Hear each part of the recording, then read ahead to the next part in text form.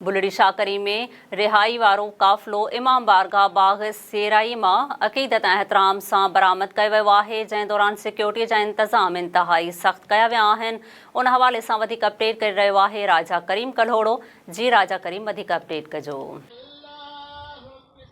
जी बिल्कुल, पूरे मुल्क जीअं बुलड़ी शाकरी में भी रिहाई वारो काफ़िलो चुप काफ़िलो जो बरामद थियो आहे बागसराई अंजमन तां मंगसी ॻोठ खां बरामद थियो आहे। हिन वक़्तु फुलू मलंग जे पिण ते पहुतो आहे। तव्हांखे ॿुधाईंदो वञां, हिते बि जेको आहे मजलिस बर्पा कई पई वञे। उन खां बाद में ब्लू पॉइंट चौक ते पहुचंदो, उते बि जेको आहे मजलिस अज़ा बर्पा कई वेंदी। उन खां बाद में पंहिंजे रवायती रस्तनि तां थींदे अंजमन दरे पतूल ते पहुचंदो, उते बि जेको आहे मजलिस बर्पा कई वेंदी। उन खां बाद में जेको आहे अलमदार चौक ते पहुचंदो, उते बि जेको आहे मजलिस बर्पा कई वेंदी। उन खां बाद में अंजुमन मरकज़ी इमाम बारगाह ज़ैनब याद अलैहिस्सलाम ते पहुचंदो, उते बि जेको आहे मजलिस बर्पा कई वेंदी। बाद में अंजुमनूं मातमदारी कंदे बुलड़ी शाह करीम जी दरगाह ते पहुचंदो, उते बि जेको आहे मजलिस बर्पा कई वेंदी ऐं आख़िर में नियाज़ नगर बि तक़सीम कयो वेंदो। ऐं तव्हांखे ॿुधाईंदो हलां, हिन काफ़िले में जेको आहे हज़ारे मोहम्मदनि शिरकत कई ऐं पुलिस पारां सख़्तु इंतज़ाम सिक्योरिटी जा बि कया विया आहिनि। जी।